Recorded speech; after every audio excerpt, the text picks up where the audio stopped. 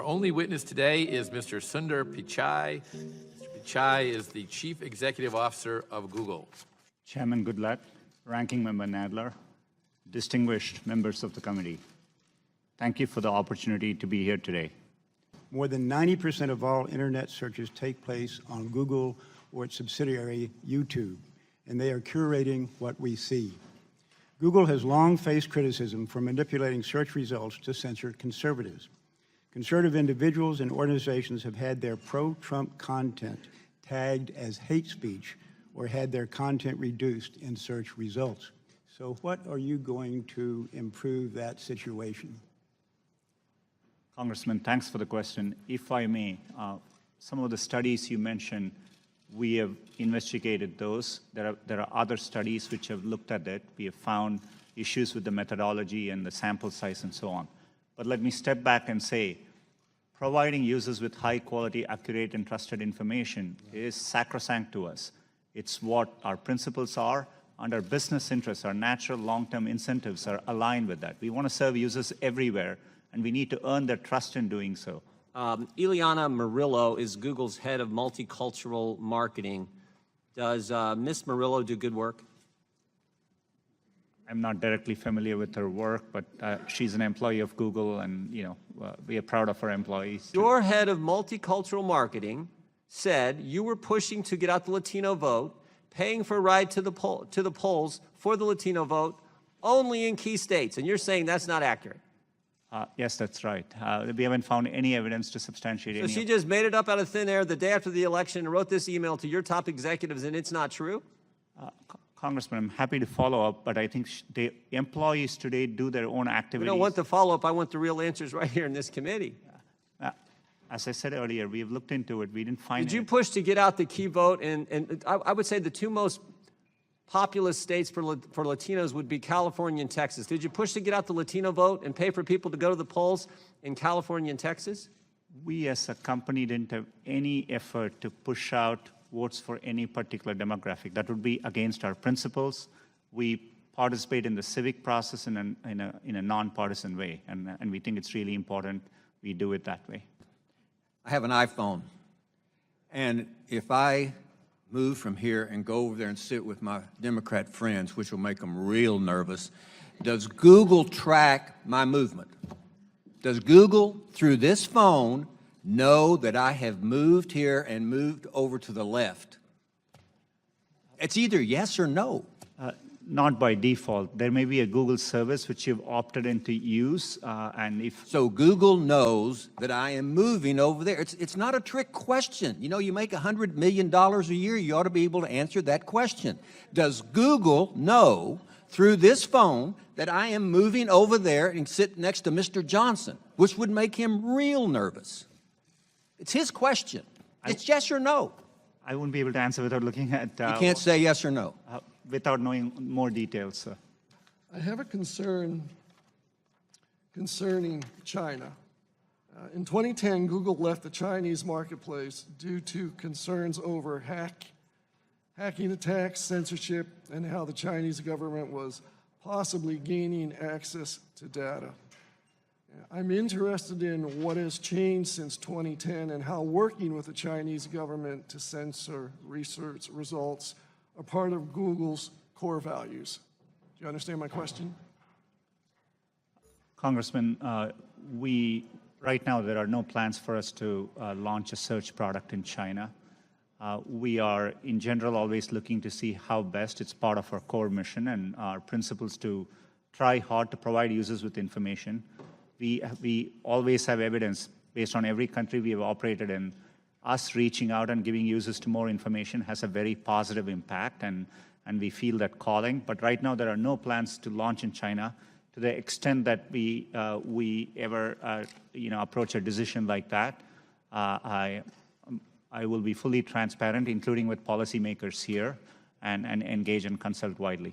So anticipating what took place in 2016 happening again, and this is specifically regarding what Russia did to foment racial tensions in the United States, and wanting to know how you are responding to that, where they called for, fake protest either to get African Americans to turn out to protest something that was fake, or to have white supremacists be ginned up to attack communities of color. So specifically, what is Google doing to respond to that?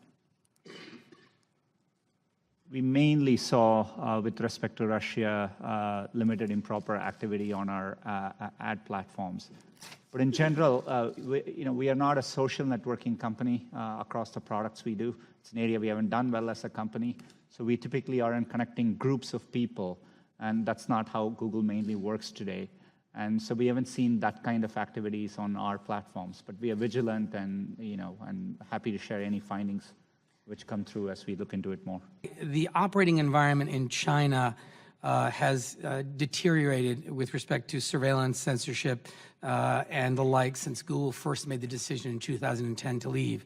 So I want to ask very specifically, are any employees currently having product meetings on this Chinese project? And if not, when did those end?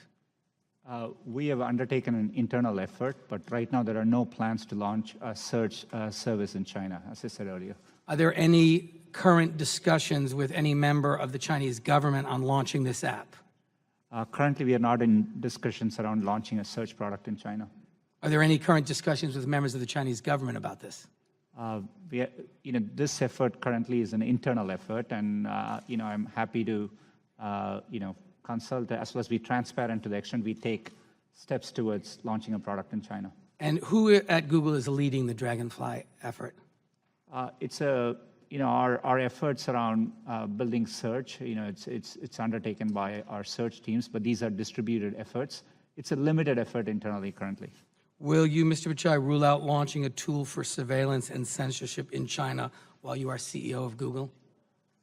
Congressman, I commit to engaging. One of the things which is important to us as a company, we have a stated mission of providing users with information. And so we think it's in our duty to explore possibilities to give users access to information. And, I have that commitment, but, as I said earlier on this, we'll be very thoughtful and we will engage widely as we make progress. This is now the fourth hearing in a series of ridiculous hearings on the free speech of internet companies.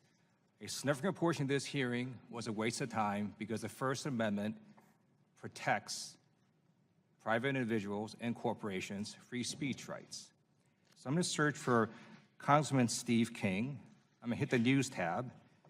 First article that pops up is from ABC News.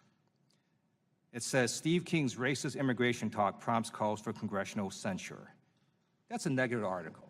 But you don't have a group of people at Google sitting there thinking and trying to modify search results. Every time Steve King comes up, a negative article appears. That's not what's happening, right? We always operate for any query with the same set of principles. We are trying to reflect what is currently, if it is newsworthy, what is currently being discussed about that phrase. Thank you. So let me just conclude here by stating the obvious.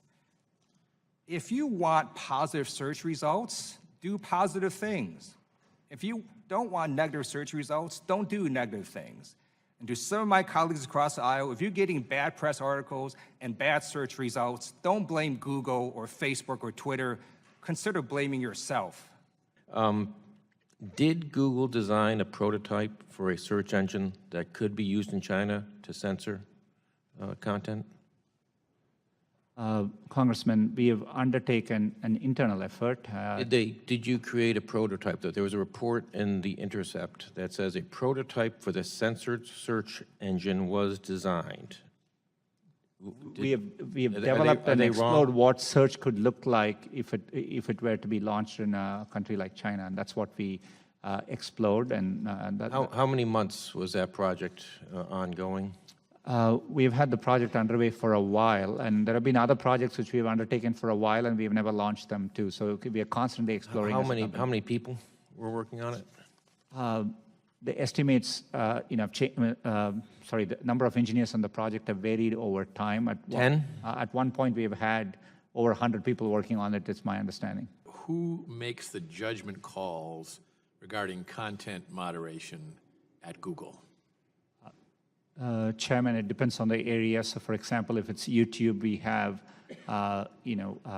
very clear teams which are responsible for YouTube content policies. And They identified, is it possible for a customer to write to them and say, hey, here's a concern I have? we give clear channels for content creators to, to raise concerns back, and we have clear avenues. And we also have had people who are responsible for these platforms, including content moderation, appear here, and I think they've consulted widely here too. Thank you. Well, you've gone for about 3.5 hours, and it's about what we predicted, isn't it, yesterday when we talked? So we thank you very much for your participation today. This concludes today's hearing, and without objection, all members will have 5 legislative days to submit written questions for the witness or additional materials for the record. And with that, this hearing is adjourned.